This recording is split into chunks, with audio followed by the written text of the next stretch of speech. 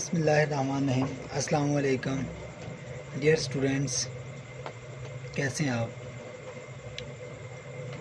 Today we start our new lecture, first lecture of physics. Let's see what is mean by physics. First question arise होता है, what is physics? Physics क्या है? तो basically जब हम देखते हैं कि फ़िज़िक्स क्या है, जैसे मैंने आप लोगों से पहले ही डिस्कस किया है कि व्हाट इज़ फिज़िक्स।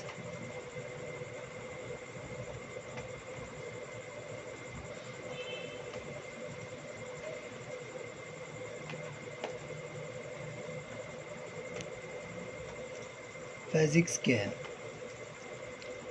तो अगर फिज़िक्स को देखें तो वो लिखेंगे the branch of science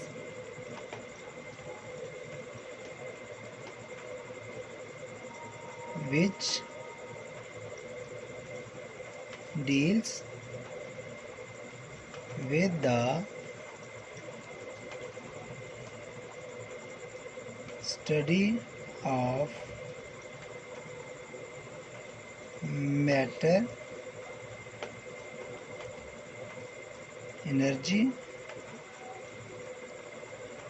and their relationship.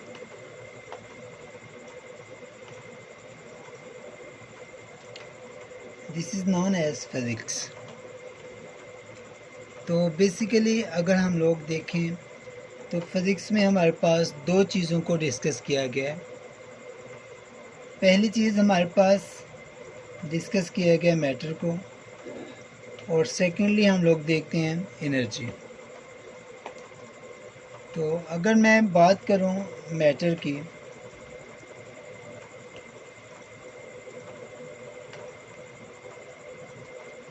बात करते चले मैटर की, तो सबसे पहले हमें पता होना चाहिए मैटर है क्या चीज़। तो मैटर की बात करते हुए पहली चीज़ है every thing that have mass and occupies space. Space basically जगह को कहते हैं, ऑक्यूपाइज होता है हमारे पास घेरना। हर वो चीज़ जो क्या करती है, कोई वज़न रखती है, कोई जगह घेरती है, उसे हम मैटर कहते हैं। मैटर को अगर उर्दू में लिखें तो वो हमारे पास मादा है। हर एक चीज़, जैसे आप एक ज़र्रा लेते हैं, रेत का ज़र्रा, सिलिकेट, या मेरे पास ये पेंसिल है, पेंसिल का ज़र्रा हो, पेंसिल हो, कोई भी चीज़ जिसका वेट हो, जिसका मैस हो और वो कोई जगह घेरती हो, उसे हम लोग मैटर कहते हैं। तो इसकी एग्जांपल में मैं लिखूँगा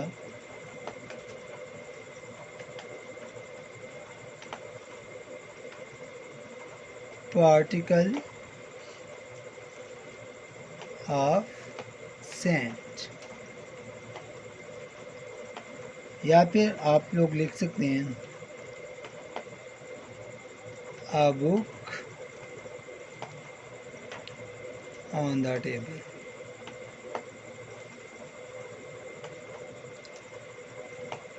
एनीथिंग एल्स, कोई भी चीज़ आपके पास, जैसे आप मिट्टी का एक टुकड़ा उठाते हो, कोई भी चीज़ है।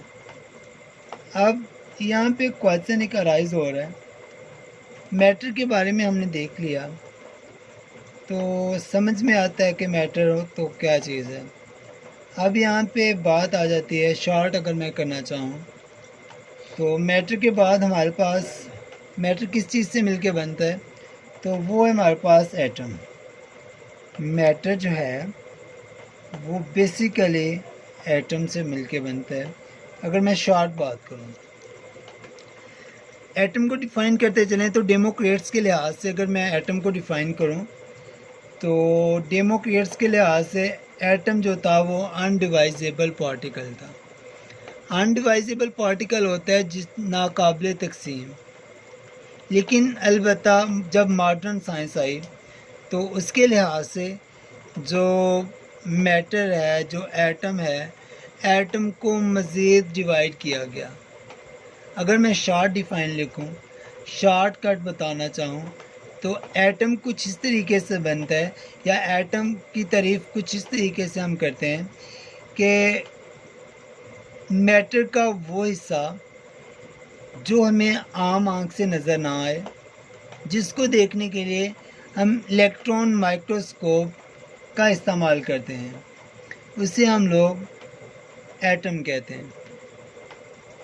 अगर मैं ये भी कह दूं कि smallest particle of matter which may or may not be exist independently, जो आज़ादाना वजूद बरकरार रख भी सकता है और नहीं भी रख सकता। यहाँ पे दो क्वेश्चन अराइज होते हैं कि एटम जो है वो आज़ादाना वजूद बरकरार रखता भी है और नहीं भी रखता। क्या रीज़न है उसकी रीज़न अगर मैं बोलना चाहूँ, देखना चाहूँ, तो उसकी रीज़न है कि अगर आप लोग हीलियम का एक एटम लेते हो तो हीलियम जो है, अगर मैं यहाँ पे आप लोगों को बताता चलूँ कि मैंने कहा कि स्टेबल भी है और अनस्टेबल भी है, मतलब अपना वजूद बरकरार रखती है और नहीं भी रखती। तो मैं यहाँ पे बात करता हूँ हीलियम की। जब बात करते हैं हम हीलियम की, तो हीलियम का एक एटम लें, एक एलिमेंट लें, तो वो आज़ादाना वजूद बरकरार रखता है। क्यों? क्योंकि उसका आखिरी शेल जो है वो कंप्लीट है। तो अगर मैं कहूँ कि ये एटम आज़ादाना वजूद बरकरार नहीं रखता, तो उसकी मैं एग्जांपल लेता हूँ हाइड्रोजन। हाइड्रोजन की अगर मैं एग्जांपल लूँ तो इसमें देखें कि हाइड्रोजन क्या है। जैसे ये बेसिकली जो एच है ये हाइड्रोजन को रिप्रेजेंट करता है, और ये जो एच है ये एटॉमिक हाइड्रोजन है। ये एटॉमिक हाइड्रोजन है। एटॉमिक का मतलब है जिसे हम लोग नुज़ायदा कहते हैं, नुज़ायदा हाइड्रोजन है। और ये कभी भी आप लोगों को खालस हालत में नहीं मिलेगी। जब भी मिलेगी दो एच मिलके एक जो है वो H2 बनाएंगे। जैसे सिंपल आप लोग हाइड्रोजन को देखना चाहें, सिंपली अगर मैं देखूं तो हमारे पास H2 plus one element of oxygen, ये कंबाइन हो के क्या बन जाता है H2O, जिसे क्या बोलते हैं, पानी बोलते हैं। बेसिकली हम थोड़ा सा डिस्कस कर रहे थे एटम को। अब यहाँ पे देखने की बात है कि एटम को थोड़ा सा मैंने डिफ़ाइन कर दिया। तो एटम जो है वो किससे मिलके बनता है, मैं बात करना चाहूँ एटम की, तो एटम बेसिकली है क्या और ये किससे मिलके बनता है। एटम के बारे में आप लोगों को बता दिया। अब एटम के पार्ट्स के बारे में बताते हैं, क्योंकि मैंने दो बातें की थी कि एक इनडिविजिबल है, दूसरा मैंने कहा था कि ये मतलब इसे डिवाइड कर सकते हैं 100 पार्ट्स में कर सकते हैं मॉडर्न साइंस के अकॉर्डिंग। तो मॉडर्न साइंस के अकॉर्डिंग हम 100 पार्ट्स में इसे डिवाइड कर सकते हैं। इसके बहुत से पार्ट्स हैं, उनमें से अगर हम इसके चंद एक पार्ट्स की बात करें तो बेसिकली साइंटिस्ट कहते हैं कि एटम जो है वो 4 हिस्सों पे मुश्तमिल होता है। इसके बेसिक जो पार्ट्स हैं वो 4 पार्ट्स हैं। तो 4 पार्ट्स में फर्स्ट पार्ट, इसके बाद आ जाती है न्यूक्लियस की। न्यूक्लियस, उसके बाद हमारे पास आ जाता है इलेक्ट्रॉन,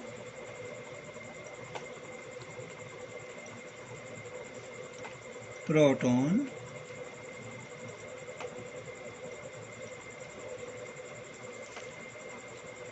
और आ जाता है हमारे पास न्यूट्रॉन। अब मैं यहाँ पे आप लोगों को बताता जाऊँ कि न्यूक्लियस क्या है, इलेक्ट्रॉन क्या है, प्रोटॉन क्या है, न्यूट्रॉन्स क्या हैं। अगर सिंपली शेप ड्राइव की जाए तो बेसिकली ये एटम की शेप है। सिंपली अगर हम ड्राइव करना चाहें तो ये एटम का न्यूक्लियस है, ये अब कंप्लीट एटम हो गया, इसको हम बोलते हैं न्यूक्लियस, जो कि अंदर वाला मदार है। इसमें होते हैं प्रोटॉन्स और न्यूट्रॉन्स। इलेक्ट्रॉन्स जो हैं वो इसके मदार में गर्दिश करते हैं। बात करें इलेक्ट्रॉन्स की, इसकी पहली खसूसियत की बात करूं तो इसके ऊपर नेगेटिव चार्ज होता है। इसको याद रखने के लिए कि इलेक्ट्रॉन क्या है, इसके ऊपर नेगेटिव चार्ज होता है। और दूसरा काम इसका क्या है, ये आखिरी शेल में रिवॉल्व करते हैं। उसके बाद प्रोटॉन की बात करें तो इसके ऊपर पॉजिटिव चार्ज होता है, पॉजिटिव चार्ज होता है। और ये जो है ये न्यूक्लियस के अंदर मौजूद होता है। बात करें न्यूट्रॉन की, जैसे लफ्ज़ न्यूट्रॉन है, इससे ज़ाहिर हो जाता है न्यूट्रल। न्यूट्रल कहते हैं कि अगर मैं सिंपली कहूँ कि जिसके ऊपर कोई चार्ज ना हो, ये भी एग्जैक्ट है। और अगर मैं कह दूँ कि जिसके ऊपर पॉजिटिव और नेगेटिव दोनों बिल्कुल इक्वल हों तो उसे हम लोग क्या कहते हैं, न्यूट्रॉन कहते हैं। और ये भी न्यूक्लियस के अंदर मौजूद होता है।